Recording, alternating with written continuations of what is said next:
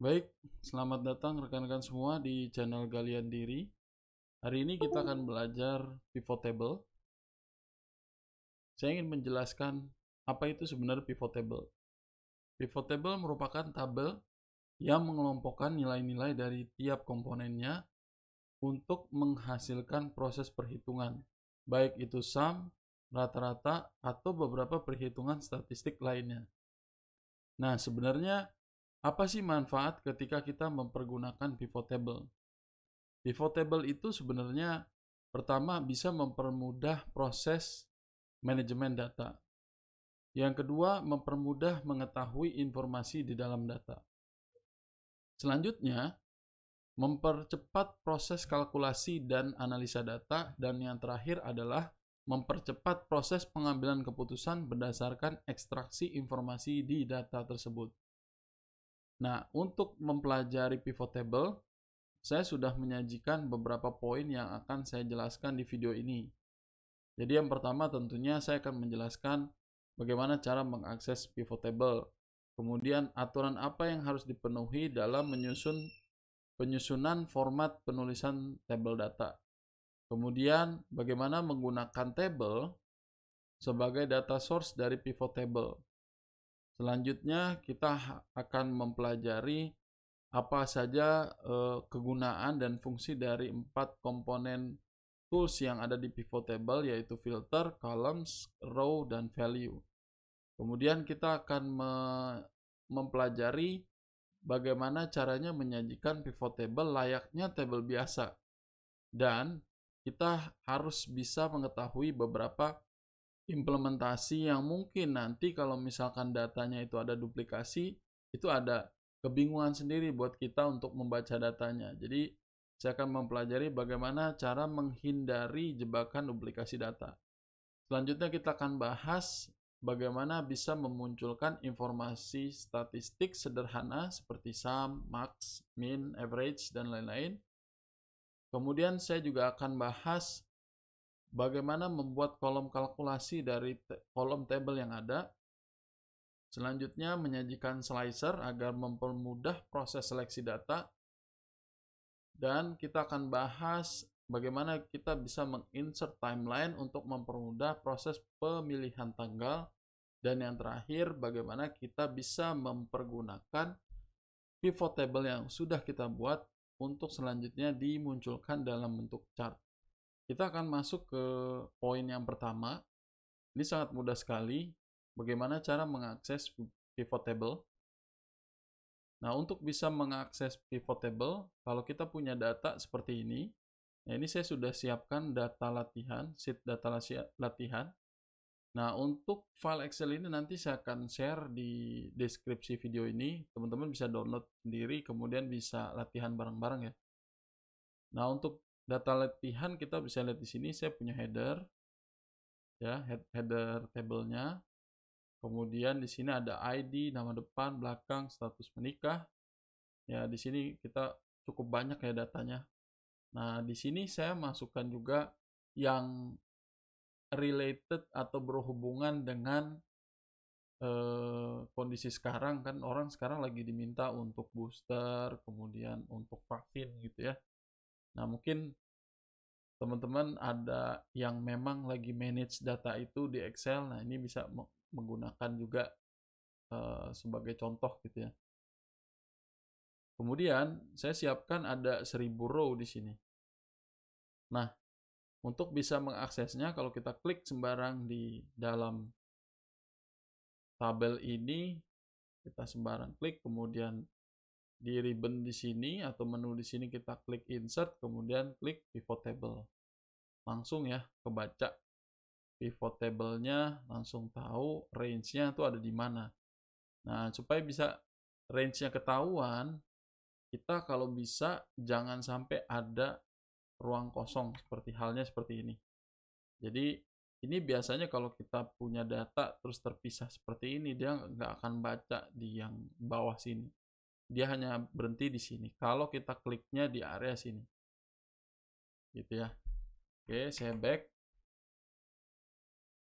Itu kira-kira caranya untuk bisa mengakses pivot table. Kalau kita klik OK, maka akan dihasilkan satu sheet di sini untuk bisa mengakses pivot table. Baik, jadi dari penjelasan sebelumnya, saya sudah menjelaskan bagaimana mengakses pivot table dan bagaimana aturannya dalam menyusun format penulisan table data agar Excel dengan mudah membaca range datanya. Nah, sekarang kita coba melakukan pendekatan dengan membuat atau menggunakan table sebagai data source pivot table. Kalau teman-teman sudah pernah melihat video saya berkaitan dengan bagaimana kita bisa membuat table, apa keuntungan table, dan apa yang bisa kita lakukan dengan data table itu, dengan format table itu akan mempermudah kita nanti. Jadi teman-teman yang belum tahu soal table bisa menonton video itu. Saya menjelaskan secara rinci bagaimana table bisa mempermudah proses pekerjaan kita. Nah, sekarang kita coba lihat lagi di sini. Kalau sebelumnya saya langsung masuk insert kemudian pivot table, kalau sekarang saya buat dulu ini table. Nah, saya buat table. Nah, create table di sini oke. Nah, di sini kita karena punya table header pasti saya akan klik OK. Nah, ini formatnya sudah berubah menjadi table. Nah, ketika kita ingin menggunakan atau kita ingin mengakses pivot table, contoh kalau misalkan saya buat satu sheet di sini ya. Di sini saya kasih namanya pivot table. Oke, seperti ini. Kemudian saya klik insert pivot table. Nah, dia kan nggak tahu ya, ini dari mana gitu pivot table-nya. Nah, range atau table-nya karena dia nggak tahu, kita bisa tulis di sini nama dari table-nya. Oleh karena itu, supaya mempermudah, saya cancel dulu di sini, kemudian kita lihat table ini namanya apa. Jadi kita bisa lihat di sini. Di sini ada menu baru ya, ketika kita buat table, itu namanya table design. Nah, di sini ada table name-nya. Tulisannya di sini adalah table 1. Ya, kita bisa pakai nama ini atau kita bisa ganti namanya. Contoh saya ganti ya, jadi table underscore latihan, kecil semua ya. Dan enter, oke, sudah. Nah, ketika saya buat di sini, insert pivot table, saya tinggal tulis di sini, table underscore latihan. Apakah ini mau dibuat pivot table-nya di existing worksheet? Ya, saya akan buat di sini ya. Jadi saya klik OK. Ini udah langsung jadi. Gitu. Jadi sama aja seperti yang kita lakukan tadi sebelumnya. Ini tampilannya, datanya sama semua. Baik, selanjutnya teman-teman semua, kita akan belajar filter, column, rows, dan values yang ada di pivot table. Jadi kalau kita masuk ke sheet pivot table yang sudah kita buat sebelumnya, nah ini kalau kita lihat, seakan-akan nggak ada pivot table ya di sini. Tapi kalau kita di sini lihat ada pivot table 2 di sini, kemudian kita klik di area ini, kita bisa lihat secara otomatis ada pivot table field. Nah, pivot table field ini hanya akan ada kalau kita men-select area sini. Tapi kalau kita select di sini, dia akan hilang. Jadi, tidak perlu khawatir ketika ini hilang. Jadi, kita bisa klik di sini. Kalaupun ternyata kita tidak sengaja seperti ini, loh, saya klik sini kok tetap nggak muncul, kita lihat di sini pivot table, ada menu baru, pivot table analyze dan design. Nah, di sini kita lihat di pivot table analyze, kita akan pilih field list. Nah, di sini baru dia akan muncul lagi di sini. Jadi kita klik di sini, nah dia bisa muncul dan bisa di hide ya. Nah, ini caranya. Ketika kita klik di sini, kita bisa lihat ada 4 kotak, ada filter, ada column, ada row, ada value. Kita akan coba sama-sama. Kalau untuk row, kalau kita drag ke sini, kita tarik ke sini, nah dia akan muncul ya ke bawah. Kalau row itu kan ke bawah. Jadi di sini ada ID dari mulai 1 sampai dengan 1000 ke bawah. Oke. Kalau saya drag lagi di sini ke kolom, dia akan mengisi ke arah di sini ya. Nah, kita coba ya, bisa lihat ya di sini.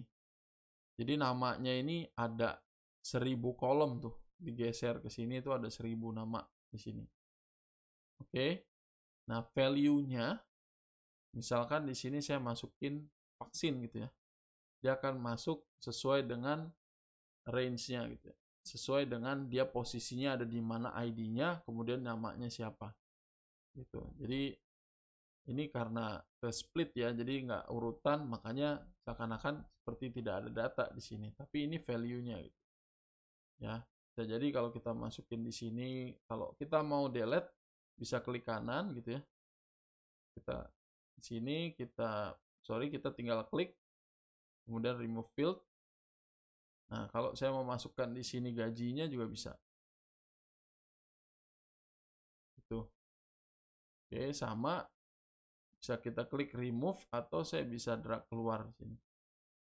Nah, kita bisa tahu nih gajinya per ID-nya dia. Nah, filter ini adalah untuk memfilter ya. Tentunya filter adalah untuk memfilter. Nah, contoh misalkan saya ingin membuat filter berdasarkan jenis kelamin. Jadi saya hanya ingin memunculkan yang namanya female. Nah, maka di sini hanya akan muncul data yang memang female saja. Seperti itu untuk 4 kotak di sini. Kalau kita perhatikan, ketika dia berubah jadi filter, maka akan ada muncul icon filter di sini muncul. Baik, selanjutnya kita akan lihat bagaimana kita bisa menyajikan pivot table layaknya table biasa. Dan kita juga harus tahu bahwasanya ketika kita menyajikan data dalam format pivot table, ada beberapa kalkulasi yang dilakukan oleh table. Sehingga kalau orang tidak tahu itu biasanya menjadi kebingungan sendiri gitu. Karena nantinya akan muncul seperti data yang seakan-akan aneh. Oh, ini ternyata pivot table ini salah seperti itu.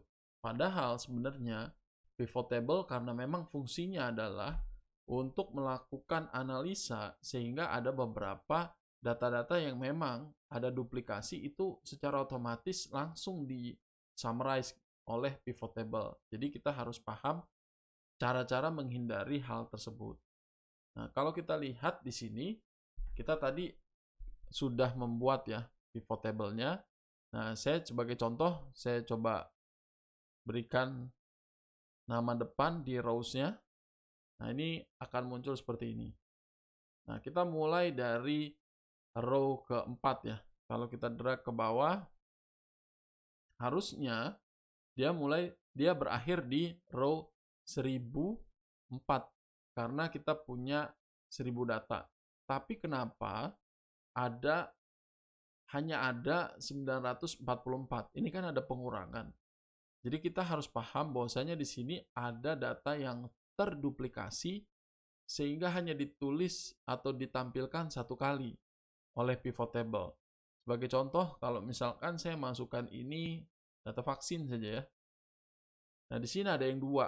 Berarti secara otomatis di sini ada nama depannya itu Zorana dan Zelma juga ada 2 orang di sini. Nah, ini kita harus hati-hati ya. Nah, supaya bisa menghindari hal tersebut, saya sendiri menyarankan, karena ini berdasarkan preferensi saya ya, saya biasanya membuat unique ID. Nah, ketika saya masukkan unique ID di sini, maka secara otomatis datanya itu tidak akan ada duplikasi. Gitu. Jadi, kita bisa lihat ini mencegah terjadinya duplikasi data yang akhirnya hanya muncul 1 kali, yang seharusnya muncul 2 kali. Nah, kalau kita perhatikan di sini, tampilannya kan masih aneh ya. Biasanya kita agak sedikit bingung sih. Saya sendiri bingung kalau misalkan melihat table seperti ini, karena ada 2 row, terus ini di merge gitu, jadi 1 row tersendiri gitu. Nah, oleh karena itu kita biasanya bisa merubah desainnya.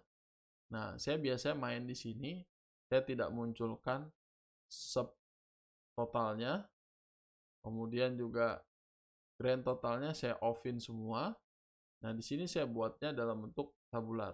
Kalau saya buat dalam bentuk tabular seperti ini, maka tampilannya akan lebih nice ya, lebih sama seperti table yang biasanya kita buat. Baik, selanjutnya kita akan bahas bagaimana memunculkan informasi statistik sederhana, sum, max, min, average, dan lain-lain. Nah, kalau kita balik ke sheet pivot table kita, saya ingin memunculkan data gaji bulanan. Nah, ini kemudian saya keluarkan data vaksinnya. Nah, karena tampilan seperti ini supaya mempermudah, ini biasa ya, kita bisa merubah dalam format accounting, kemudian kita hilangkan desimalnya. Nah, ini akan lebih mempermudah ya. Ini dalam format accounting, kemudian satuannya juga rupiah di sini. Nah, kalau misalkan kita lihat di sini, kan kita belum tahu secara total itu sebenarnya berapa sih. Nah, seperti yang tadi saya sudah berikan informasi, kita bisa menyajikan pivot table analyze di sini. Nah, kalau misalkan kita buat pivot table analyze di sini, kemudian kita munculkan itu informasinya, contoh informasi grand total di sini, kita munculkan hanya untuk kolom misalkan. Nah, ini secara otomatis akan muncul grand totalnya. Gitu. Nah, ini karena di sum semuanya. Kalau misalkan kita ingin buat bukan sum, kita ingin buat misalkan max-nya atau min-nya gitu ya. Kita bisa lihat di sini max-nya apa? Oh, max-nya berarti kita bisa tahu di sini gaji tertinggi dari data yang kita miliki itu adalah 11 juta lebih. Kalau kita mau rubah lagi jadi min-nya, gaji terendah adalah 4.200.000. Nah, ini bisa kita rubah-rubah gitu ya. Dia tidak akan merubah data yang ada di atas, tapi dia hanya merubah informasi yang ada di sini saja. Jadi secara total, kalau misalkan kita average itu sekitar 7.600.000 rata-rata gaji yang ada di perusahaan inilah dari 1.000 karyawan. Jadi itu adalah cara bagaimana kita bisa memunculkan informasi yang ada di dalam pivot table. Kita ingin memunculkan informasi statistiknya. Nah, selanjutnya kita akan bahas bagaimana kita bisa membuat kolom kalkulasi dari kolom table yang ada. Nah, coba kita balik ke sini. Sebagai contoh ya, kita lagi memunculkan data informasi gaji. Nah, saya coba rubah dulu di sini. Gajinya saya ingin pivot table-nya mungkin kita nggak usah munculin grand totalnya ya. Jadi saya buat off dulu di sini grand totalnya. Nah, kalau misalkan mungkin kita ingin mengkalkulasi datanya itu, kalau ini kan sekarang dari gaji bulanan, kemudian kita ingin rubah menjadi gaji 1 tahun plus THR, berarti ada 13 ya, kita kali 13 dari data ini.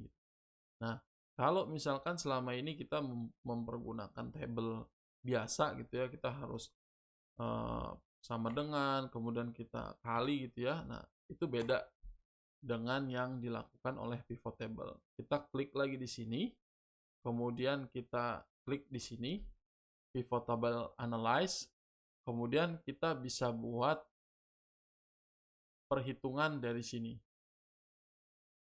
Nah, di sini kita bisa buat calculated field. Jadi kita di pivot table analyze, kemudian ada calculation. Nah, calculated field. Nah, di sini kita akan dimunculkan satu window itu insert calculated field. Nah, contoh mungkin kita ingin memberikan namanya ya. Namanya untuk kolom itu apa? Misalkan gaji karyawan tahun gitu ya. Tahun plus THR. Oke. Nah, itu headernya kita udah kasih nama itu. Kemudian kita delete ini. Nah, ini kan kita pakainya apa? Gaji karyawan ya. Kita klik di sini, insert field, kemudian seperti biasa kasih asterik, kemudian kali 13. Kemudian klik OK. Nah, secara otomatis akan muncul informasi perhitungan ini di kolom sebelah gaji karyawan tadi yang 1 bulan, menjadi ada sehingga muncul 1 kolom tambahan di sini. Selain ada di sini, juga ada muncul di pivot table field di sini. Nah, pivot table field ini sebenarnya kan memunculkan seluruh kolom yang ada, gitu ya. Tapi kalau kita perhatikan di sini, meskipun dia muncul di pivot table field-nya, tapi di data awalnya itu dia tidak muncul informasinya. Jadi kita hanya memunculkan di pivot table saja. Tapi secara data awalnya itu tidak akan ada penambahan kolom baru.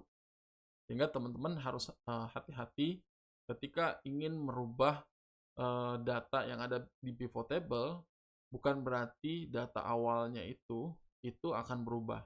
Ini ada keuntungan tersendiri sih kalau misalkan kita mempergunakan pivot table, timbang kita harus merubah data awalnya. Oke. Nah, kalau misalkan kita lakukan seperti ini, kita udah tahu ya.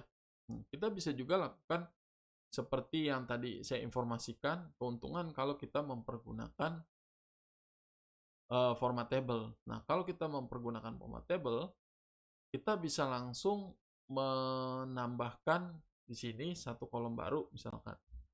Ya, saya sama dengan di sini, saya klik di sini gitu ya. Nah, kemudian saya kali 12. Gitu ya. Nah, ini akan otomatis dikalikan 12 untuk semua. Nah, saya contoh di sini gaji karyawan tahun. Tapi saya tidak tambahkan THR ya di sini. Nah, ini akan menambahkan informasi baru di data awal kita. Nah, kita lihat di sini, oh ternyata ini nggak ada informasi tambahan itu di sini. Caranya, karena kita sudah mempergunakan table, itu mudah sekali. Kita tinggal klik pivot table, kemudian kita refresh saja datanya, maka akan muncul informasi gaji karyawan tahun. Nah, ini ngambil atau diambil langsung dari data latihan yang ada di sini. Ya, jadi kita bisa tahu keuntungan dan kerugiannya. Kita juga bisa tahu 2 cara bagaimana menambahkan datanya untuk di pivot table. Baik, rekan-rekan semua, kita akan lihat materi selanjutnya adalah bagaimana menyajikan slicer agar mempermudah proses seleksi data. Nah, kalau kita kembali ke sini, sebelumnya kita sudah bahas ya, bahwasanya di situ di pivot table ada namanya filter, tapi ada juga namanya slicer. Nah, slicer ini bisa kita munculkan kalau kita klik pivot table, kemudian insert slicer. Nah, slicernya kita bisa pilih berdasarkan apa. Contoh ketika saya ingin memilih status menikah, kemudian klik OK. Nah, ini slicer. Nah, fungsinya itu sangat mempermudah kita ketika kita ingin mengkalkulasi data, kemudian berinteraksi dengan data. Jadi contoh ya, kalau misalkan saya munculkan seperti ini datanya. Oke. Nah, ini saya coba keluarkan dulu ya semua. Oke, saya bersihkan dulu. Nah, saya klik di sini. Kemudian saya masukkan di sini jenis kelamin. Oke. Kemudian saya masukkan di sini gaji 1 bulan. Nah, ini gaji 1 bulan untuk keseluruhan karyawan yang wanita, dan ini gaji 1 bulan untuk keseluruhan karyawan yang pria. Nah, ketika saya ingin memastikan secara total sebenarnya untuk karyawan wanita dan pria yang belum menikah itu berapa, nah, saya bisa klik di sini. Nah, ini bisa ketahuan. Jadi langsung datanya interaktif ya. Tapi kalau saya ingin melihat data gaji karyawan 1 bulan yang sudah menikah, itu saya cukup klik di sini. Oke. Nah, kita bisa buat beberapa slicer juga sebenarnya. Jadi teman-teman bisa tambahin slicernya di sini kalau mau gitu ya. Contoh yang lama bekerja lah ya, yang sudah menikah tapi bekerjanya udah 24 tahun, yang baru 23 tahun ya, ini kita bisa klik. Jadi kita bisa menseleksi karyawan berdasarkan kategori yang memang kita sudah tentukan di slicer ini, tanpa kita menggunakan tadi ya filter yang ada di sini. Nah, ini fungsinya nanti akan kita pergunakan lebih advance ya untuk menjelaskan fungsi dari pivot table. Nah, slicer ini akan banyak bermanfaat nanti ketika saya akan membuat satu video bagaimana membuat dashboard interaktif gitu. Jadi dalam video ini memang saya menjelaskan secara perlahan sebelum masuk ke yang lebih kompleks. Jadi teman-teman yang mau belajar, perhatiin dulu fundamental dari Excel ini. Kalau sudah paham di situ, nanti ke depannya untuk yang lebih advance itu akan lebih mudah. Baik rekan-rekan semua, kita akan belajar bagaimana memasukkan timeline sama seperti slicer yang di atas sebelumnya, tapi ini dalam format timeline untuk mempermudah proses pemilihan tanggal. Jadi kita kembali lagi ke pivot table. Nah, ini di sini saya sudah membuat satu format tersendiri untuk tanggal vaksin ya. Jadi saya masukkan tanggal vaksin ke row. Nah, kalau saya keluarkan, mungkin teman-teman ini supaya tidak bingung ya, saya mulai dari awal.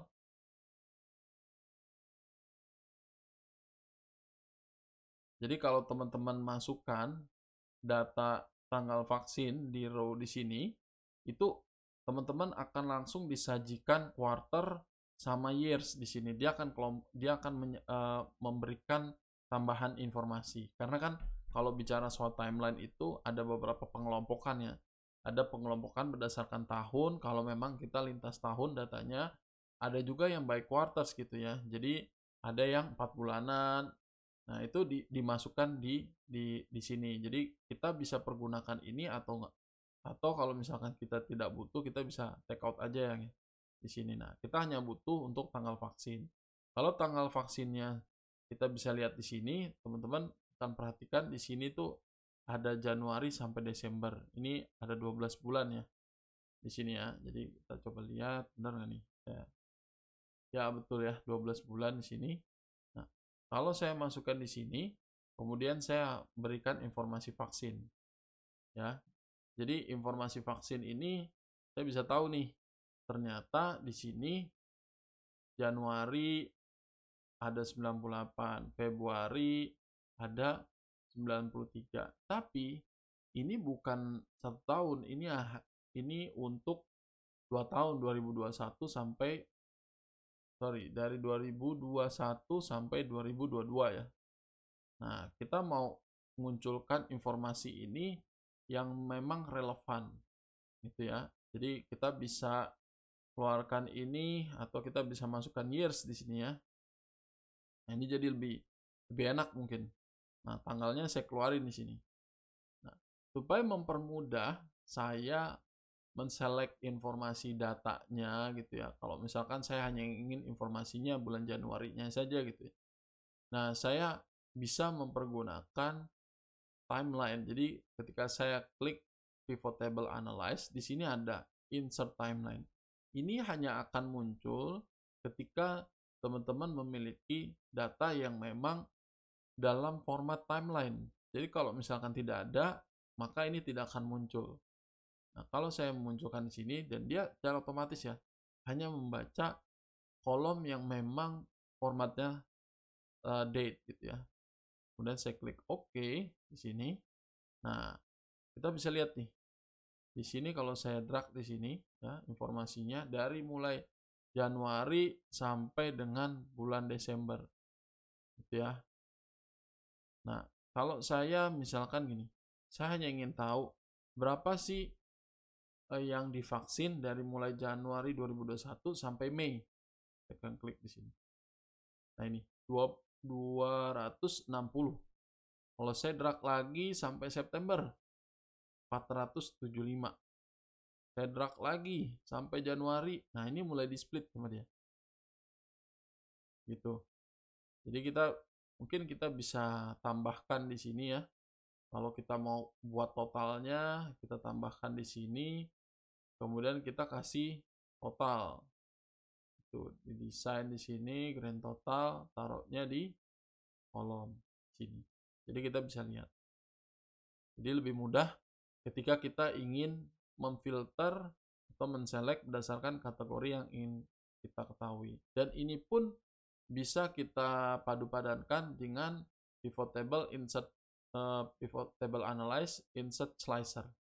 Jadi kita bisa pakai slicer juga di sini. Contoh ya, kalau saya ingin tahu berdasarkan jenis kelamin, nah saya hanya ingin tahu yang male-nya saja. Nah ini bisa seperti ini.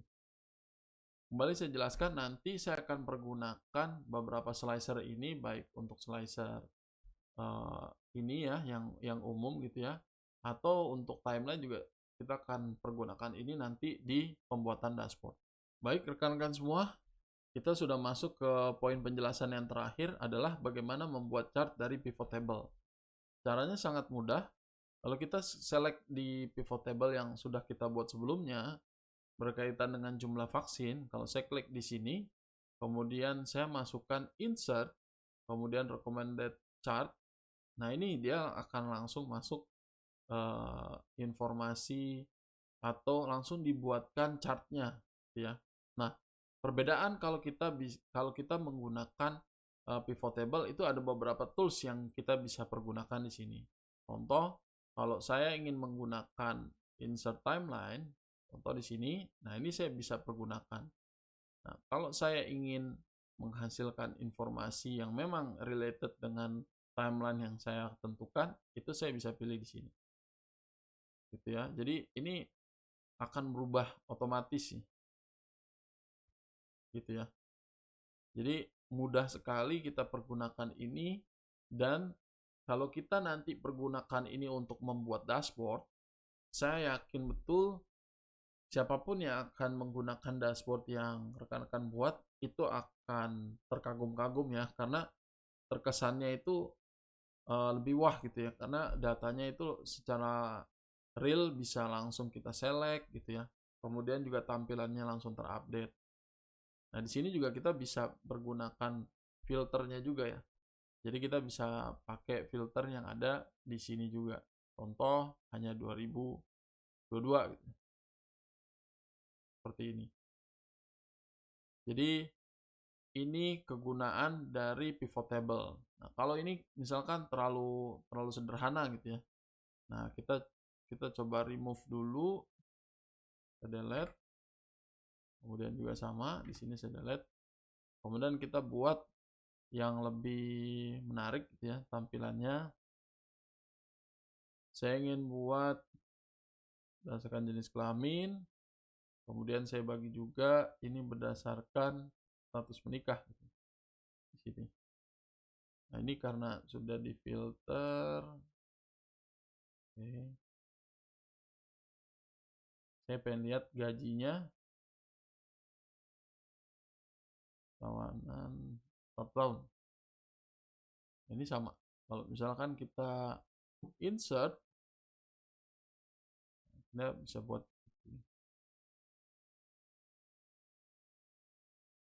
bagus ya. Jadi teman-teman juga bisa filter juga di sini. Ini lebih mudah kalau kita menggunakan pivot table. Jadi kita bisa tambahin di sini. Mungkin kita kasih label ya. Nah, di sini. Ini jauh lebih menarik ketika kita menggunakan pivot table. Baik rekan-rekan semua, kita sudah menyelesaikan penjelasan dari poin pembelajaran kita. Terima kasih sudah menonton video kali ini. Semoga bermanfaat.